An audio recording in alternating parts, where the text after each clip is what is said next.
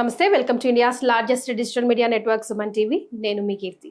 నాతో పాటు ఈ రోజు ఉన్నారు బాబాజీ నేత్రయాల నుంచి phaco and ICL surgeon doctor A Siddhartha గారు. నమస్తే సార్. నమస్కారం సార్, ఐసైట్ ప్రాబ్లం చిన్న పెద్ద అని తేడా లేకుండా, ఏజ్తో సంబంధం లేకుండా అందరికీ వస్తుంది. అసలు ఈ క్యాట్రాక్ట్ సర్జరీ అనేది చాలా ఫేమస్ అయిపోయింది సార్. అంటే క్యాట్రాక్ట్ సర్జరీ ఆపరేషన్లు అంటున్నారు. ఎవరు చేయించుకోవాలి, ఎప్పుడు చేయించుకోవాలి? సాధారణంగా క్యాట్రాక్ట్ సర్జరీ అంటే పూర్తిగా మసక బారిందనే మనం క్యాట్రాక్ట్ అంటాం. సో ఇందులో గ్రేడ్స్ ఆఫ్ క్యాట్రాక్ట్ అని కూడా ఉంటాయి అన్నమాట. గ్రేడ్ 1 టు గ్రేడ్ 6 అనేది. సో ఇందులో sub capsular cataracts, posterior sub capsular, posterior polar cataracts ఇవన్నీ ఉంటాయి. అంటే ప్రాపర్గా మసక బారింద అయిన వాటిని మనము క్యాట్రాక్ట్స్ అని చెప్పడం జరుగుతుంది. అట్లా అంటే స్క్లీరోసిస్ అనే దాంట్లో కూడా ఈ గ్రేడ్ 1 to 6 అనేవి రకరకాలుగా మసక బారుతూ ఉంటాయి అన్నమాట. కొంతమందికి ఏమైపోతుంది అంటే గ్రేడ్ 6 వచ్చిన తర్వాత కూడా వాళ్ళు అన్ని కనపడుతుంటాయి, కానీ స్పష్టతని చాలా లోపించుంటుంది అనమాట. ఓకే. సో ఇప్పుడు మనకి ఇవి పూర్తిగా వచ్చేంత వరకు మనకి మసక బారినంత పూర్తి వచ్చి మనకు కనపడకపోయిన తర్వాత మనం వెళ్ళడము అది ముందు కాలంలో జరిగే పరిస్థితి. అది అప్పుడు వెళ్ళి మనం ఆపరేషన్ చేసుకునే పరిస్థితి ఉంటుంది అనమాట. ఇప్పుడు దాదాపుగా ఇప్పుడు మనం క్యాట్రాక్ట్స్ 40 ఏళ్లకే చూస్తున్నాం. 40 ఏళ్లకి అఫ్ కోర్స్ ఈ కాంప్లికేటెడ్ క్యాట్రాక్ట్స్ ఏమన్నా కూడా మనకి పీడియాట్రిక్ న్యూబార్న్ లో కూడా కనపడతాయి. But that's an exception. But I'm just talking just routine general గా ఇప్పుడు ఇన్సిడెంట్స్ గురించి అయితే యావరేజ్ గా మనం తీసుకున్నాం వయసు అయిన తర్వాతనే వచ్చింది అని అనుకుంటాం. 60 ఏళ్ల తర్వాత. ఈ 60 ఏళ్ల తర్వాత వచ్చిన దాన్ని మనము డాక్టర్ వాళ్ళు మసక బారితే పేషెంట్స్ వచ్చి సంప్రదించి చేసుకోవడం జరుగుతుంది. కాకపోతే ఇప్పుడు టెక్నాలజీ ఎంత అడ్వాన్స్ అయిందంటే మనము ఈ వెరీ ఎర్లీ స్టేజెస్లో ఈ స్క్లీరోసిస్ అనేది ఏర్పడిన తర్వాత ఏమి జరుగుతుంది అంటే ఓకే మనకు అన్ని కనపడుతున్నా కానీ ఇందులో కాంట్రాస్ట్ సెన్సిటివిటీ అనేది తగ్గిపోతుంది అనమాట. నిన్ననే మనం ఒక కార్డియాలజిస్ట్ వాళ్ళ మదర్కి చేసామన్నమాట. There was sclerosis. సో ఈ 60 తర్వాత ఏమవుతుంది అంటే 60 సంవత్సరాలకు వచ్చేసరికి మన చర్మము మన జుట్టు ఎంత నెరుపు ఉంటుందో అలానే కంటి లోపల కూడా శుక్లం అనేది అంత నెరుపు వస్తుంది అనమాట. సో దానివల్ల ఏం జరుగుతుంది అంటే మనకి 10 రకాల మనము ఒకే కలర్ రెడ్ కలర్ ఉంది. ఆ రెడ్ కలర్ లో మనం 10 షేడ్స్ గీసామనుకోండి, దానిలో దాదాపుగా 6-7 షేడ్లు కనపడవు అనమాట. సో యంగ్ వయసులో ఏదంటే ప్రతి ఒక్క షేడ్ లైటర్ షేడ్ కూడా ఇది ఎరుపు అని చెప్పగలుగుతాం. సో అయిన తర్వాత అందరూ ఏం చెప్తారంటే మా బట్టలు బాగా కనపడుతున్నాయి, కూరగాయలు మనం తినే కూరగాయలు ఆహారం అంతా కూడా స్పష్టంగా తెలుస్తుంది. సో ఈ కలర్ కాంట్రాస్ట్ అనేది బాగా తగ్గిపోతుంది. సో మనం పూర్తిగా first and foremost colour contrast తగ్గిపోతుంది అనమాట. సో మనం ఫస్ట్ ఈ కలర్ కాంట్రాస్ట్ తగ్గుతుంది అని దాదాపుగా అందరికి ఇది తగ్గే ఉంటది అనమాట. సో మనము 70-80 అంతవరకు వెయిట్ చేయాల్సిన పరిస్థితి లేదు ఇప్పుడు.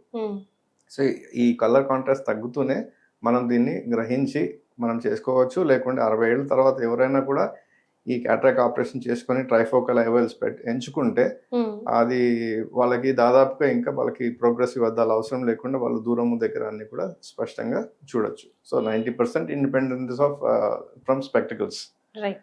సో పూర్తిగా సెట్ అయింది అనుకుంటే దాదాపు అద్దాలు అస్సలు అవసరం ఉండదు అనమాట. సో మనం పూర్తిగా నాకు 70 ఏళ్ళలో ఇంకా రాలేదు, నేను 70 కూడా నేను అద్దాలు వేసుకొని చూస్తున్నాను అంటే మీరు ఆల్మోస్ట్ దాదాపుగా చెప్పాలంటే మీరు ఒక బ్లాక్ అండ్ వైట్ టీవీలో చూస్తున్నట్టే ఉంటుంది. ఐఎమ్ నాట్ సేయింగ్ అంటే సింబాలిక్ అనమాట. సో ఎవరైనా కానీ ఇంట్లో 60-65 సంవత్సరాలు వచ్చి ఉంటే వాళ్ళు ఖచ్చితంగా డాక్టర్ని వాళ్ళ దగ్గర సమీపంలో ఉన్న డాక్టర్ని సంప్రదించి మేము ఇట్లా శుక్లం ఆపరేషన్ చేయించుకుంటే మాకు ఒక అద్దాలు లేకుండా మాకు స్పష్టంగా కనపడుతుందని ఒక మాట వాళ్ళని సంప్రదించి మీరు ఆపరేషన్ చేసుకుంటే మీకు వచ్చే నష్టం అంటూ ఏం లేదు. So you will be better of. మీరు 70-80లో చేసుకుంటే మీ 15 ఏళ్ళు మీరు ఏం చేస్తున్నారంటే బ్లాక్ అండ్ వైట్ టీవీలో మీరు సినిమా చూసినట్టు ఉంటుంది. అండ్ ఎప్పుడైతే మనం అన్ని ఏ చుట్టుపక్కల ఉన్నామని కూడా మనకు స్పష్టంగా ఉండదు.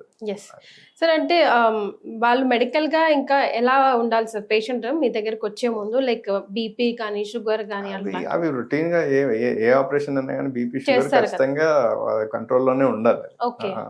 సో ఇంకొకటి ఏంటంటే ఇప్పుడు 60లో చేస్తే ఏమవుతుందంటే ఒక మనిషి పట్టుత్వం కానీ అలానే కంటి లోపల కూడా ఆ స్ట్రక్చర్స్ ఏవైతే ఉన్నాయో అవి కొద్దిగా స్ట్రాంగ్ గా ఉంటాయి అనమాట.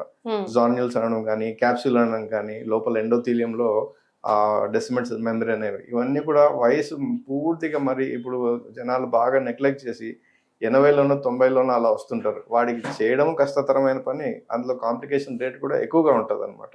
సో 60లో చేస్తే కాంప్లికేషన్ రేట్ అనేది చాలా తక్కువగా ఉంటది. అది సో పద్ధతిగా మంచి జాగ్రత్తలు చేసుకొని చేస్తే రిజల్ట్స్ అయితే అద్భుతంగా ఉన్నాయి అనమాట. Right sir. Surgery and of course ఇప్పటికే చాలా మంది చాలా ఎడ్యుకేటెడ్ అయి ఉన్నారు. సర్జరీ అంటే ఐ సర్జరీ అంటే క్యాట్రాక్ట్ అంటే ఎలా చేస్తారు ఏం చేస్తారని ఒక్కసారి తెలియని ప్రేక్షకుల కోసం ప్రాసెస్ ఎక్స్ప్లెయిన్ చేయండి. సో ఇదేం లేదు, ఇప్పుడు బేసిక్ గా ముందు కుట్లు వేసి చేసేవారు, తర్వాత సూచర్లెస్ మాన్యువల్ సర్జరీ వచ్చింది. సో కుట్లు అయితే 10 నుంచి 12 mm కోసి కుట్లు వేసేవారు. తర్వాత మాన్యువల్ సూచర్లెస్ ఏదైతే 6 నుంచి 8 mm వరకు కోసి దాన్ని సూచర్లెస్ గా వదిలేసేవాళ్ళు. ఇప్పుడు అంతా కూడా సబ్ 2 mm క్యాట్రాక్ట్ సర్జరీ అనేది వచ్చేసింది. సో దాని లోపల మనం 2 mm లోపల మనము ఒక చిన్న నీడిల్ పాస్ చేసి దాంట్లో కరిగి చేసి శుక్లము దాన్ని సక్ చేసేస్తాం అనమాట. అదే స్థానంలో మనము మనం మంచి ఒక lens, bifocal lens, trifocal lens వేస్తే మనకి బయట అద్దం వాడే అవసరం తగ్గిపోతుంది. సో ఇది పద్ధతి అనమాట. ఇప్పుడు దాంట్లో కూడా ఇంకా ఫెమ్టో లేజర్ అని లేజర్ తో క్యాట్రాక్ట్ సర్జరీ చేసేది ఉంది.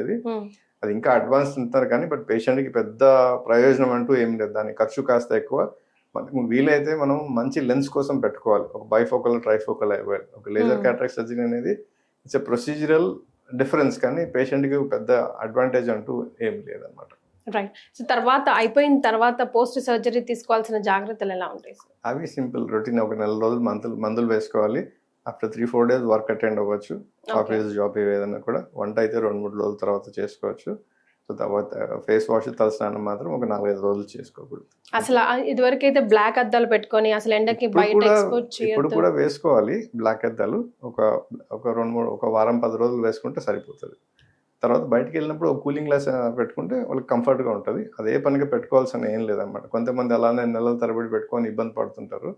అంత అవసరం లేదు. వారం 10 రోజులు పెట్టుకుంటే చాలు. ఇప్పుడు సర్జరీ అనేది చాలా అడ్వాన్స్డ్, ఫాస్టర్ రికవరీ ఉందన్నమాట. Of course again it's case to case basis. yes sir. ఒక కన్ను చేసుకున్న తర్వాత క్యాట్రాక్ట్ ఇంకో కన్నుకి ఎప్పుడు చేసుకోవచ్చు? సాధారణంగా మేము ఒక 1 week గ్యాప్ ఇస్తాము. కానీ మా ఎక్స్పర్టీజ్ ఎంత ఉంది అంటే మేము మరుసటి రోజు లేకుంటే 2 రోజుల గ్యాప్ లో కూడా మేము చేయడం జరుగుతూ ఉంటుంది. ఓకే. సో ఇటువంటి ప్రొసీజర్ ఫాలో అవ్వడం వల్ల పేషెంట్ కి ఎటువంటి ఇబ్బంది ఉండదు అనమాట. అంటే ఎంత నెసెసరీ దాన్ని బట్టే చేస్తారా? నెసెసరీ ఎంత అవసరం ఉందో. పేషెంట్ బిల్లింగ్ అయితే మేము 2వ రోజు 3వ రోజు కూడా చేస్తాం.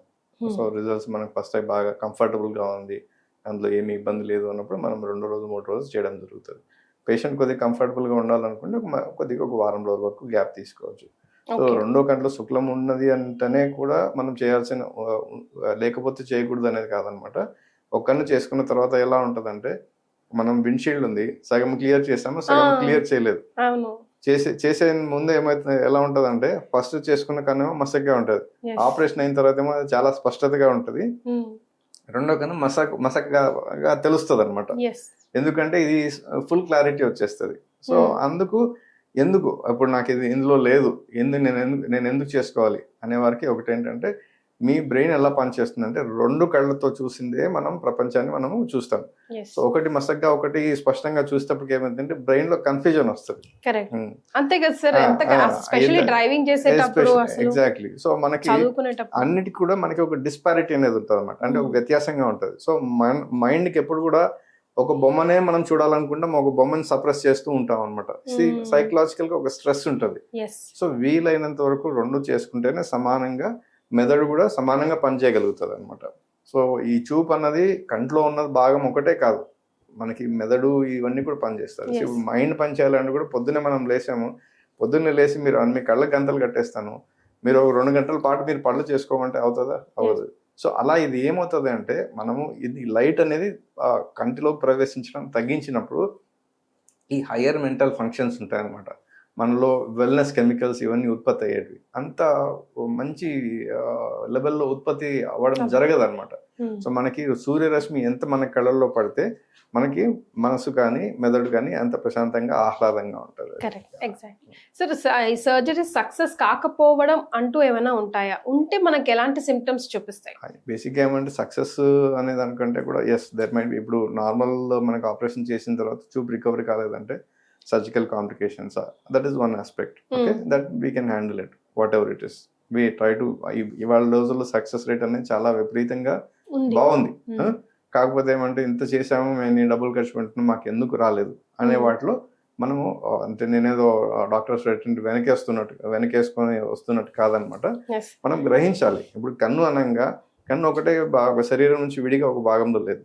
సో ఇప్పుడు మనం ఆపరేషన్ చేయంగానే కంటి ముందర ఇప్పుడు కెమెరా లాగా అనమాట, లెన్స్ మారిన తర్వాత మార్చినంత మాత్రమా మనకి పర్ఫెక్ట్ ఇమేజ్ వస్తుంది. వెనకాల సెన్సర్, ఇప్పుడు సెన్సర్ అంటున్నాం, పాతకాలంలో అయితే రీల్ అనేవాళ్ళం.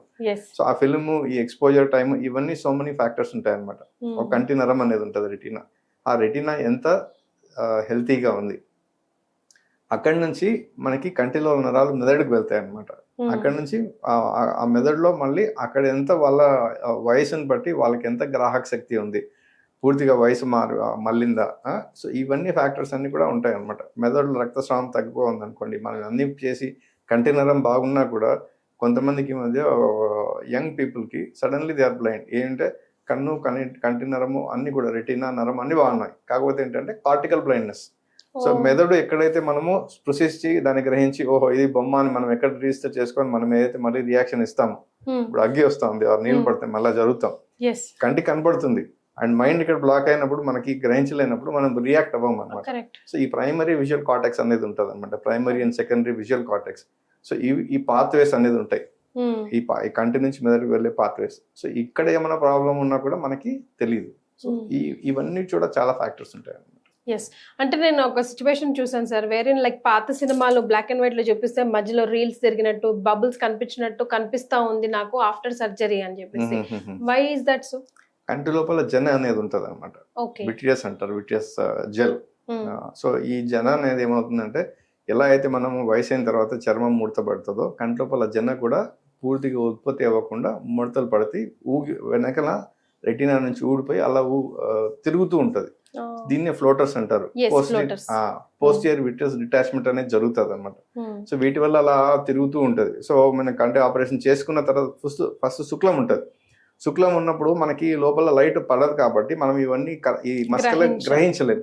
సో ఎప్పుడైతే మనం శుక్లం తీసేసి మనకి వెలుతురు స్పష్టంగా తెలుస్తుందో అప్పుడు ఈ మస్కలన్నీ కూడా హైలైట్ అవుతాయి అనమాట. సో దీనివల్ల నాకు ఇదేదో వెనకల్ ప్రాబ్లం ఉంది, ఆపరేషన్ ప్రాబ్లం అనుకుంటారు. అది మనకి వృద్ధాప్యంలో వచ్చే మార్పులు. Okay. All right, sir. Thank you so much for joining us. Thank you.